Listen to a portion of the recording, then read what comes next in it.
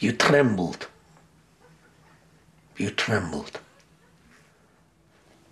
This was my number. I hadn't got a tattoo, but that was my number on the slave laborer's uniform.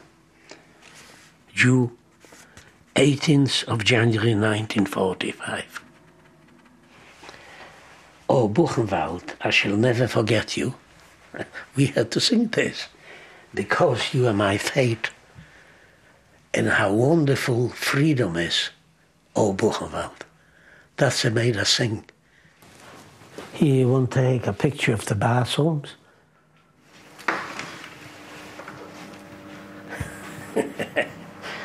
It's a little bit better than Buchenwald. Listen, my father wasn't rich, he had money. What happened? At the age of 50, they dragged him into a gas chamber. Yeah, with my mother and my brother. I went into hiding. Otherwise I wouldn't be here. If I went with them, next day I would have been gone. Yeah. But I must say, God was good to me. I have no argument with God. I'm not asking him why was I in the camps. He made that up to me. He did. I can tell you.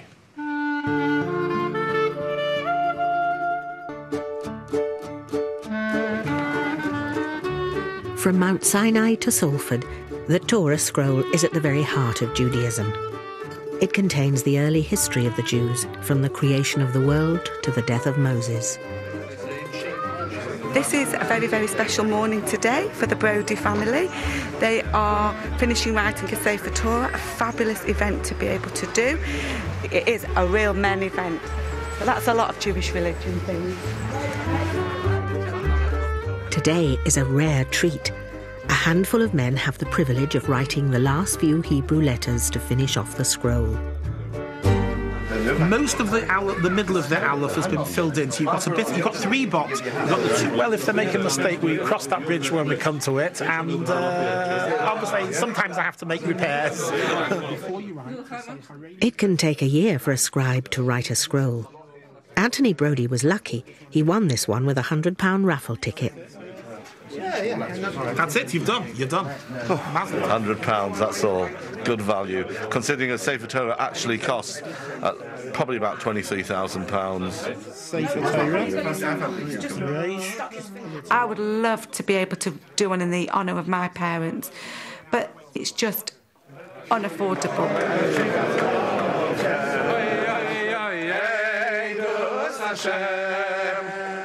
The Torah is used for readings during services on Sabbaths and religious festivals. This one will have a home in a newly built synagogue.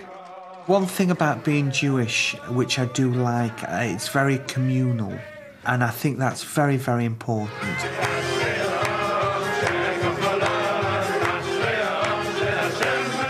The ultra-Orthodox tend to live in the Salford area, Broughton Park, but the whole of North Manchester is quite a religious community.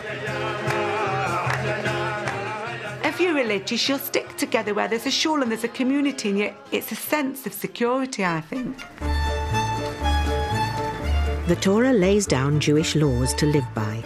The rules of keeping a kosher home even state what Bernette should and shouldn't eat. Hi! Definitely we can't eat pig. We definitely can't eat gelatine. We definitely can't eat non-kosher meat at all. Kosher, you want to eat kosher.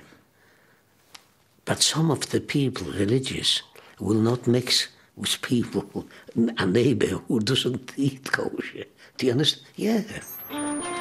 Whether you're kosher or not, everything stops here on Friday afternoon for the Sabbath, the Jewish holy day.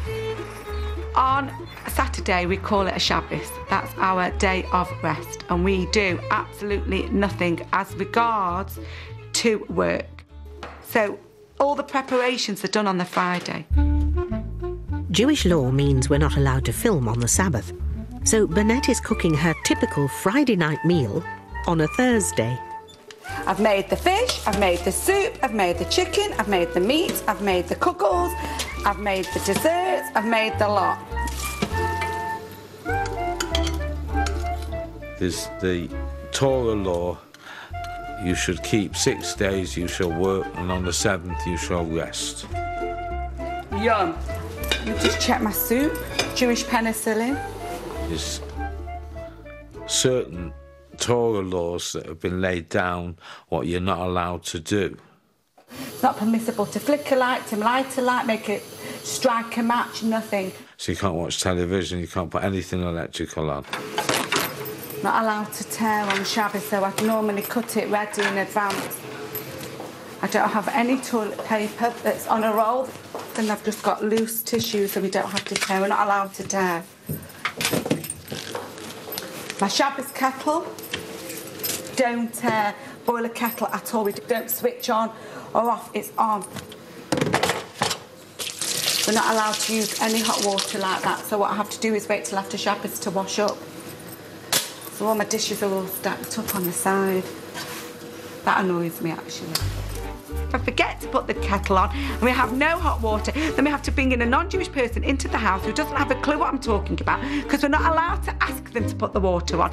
And you've got to say, well, I can't make myself one, but I'd really like one, and you could go through this for 2 hours before the cotton on that you can't switch the time switch on. If I don't do that, then we can't have any food because the light will go on and off on the fridge.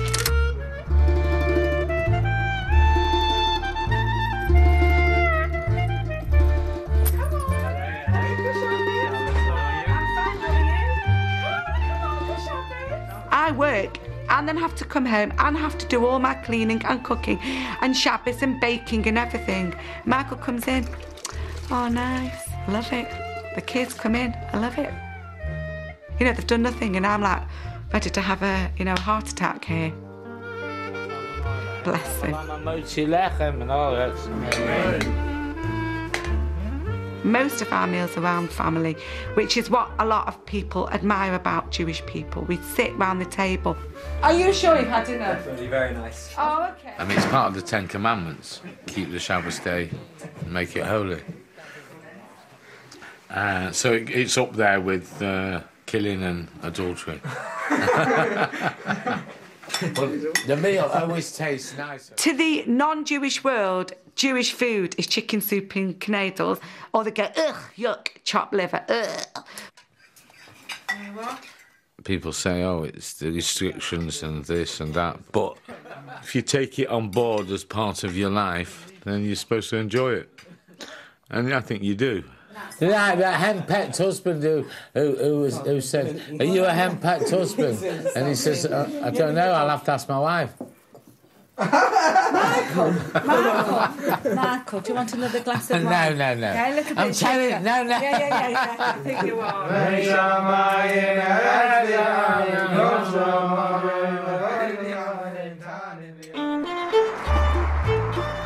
Not everyone observes the Sabbath rules.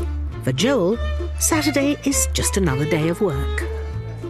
We're open 7 days a week, so we can satisfy most customers.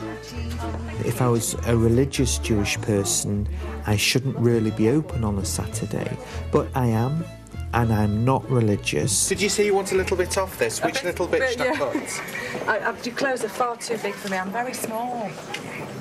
I wish.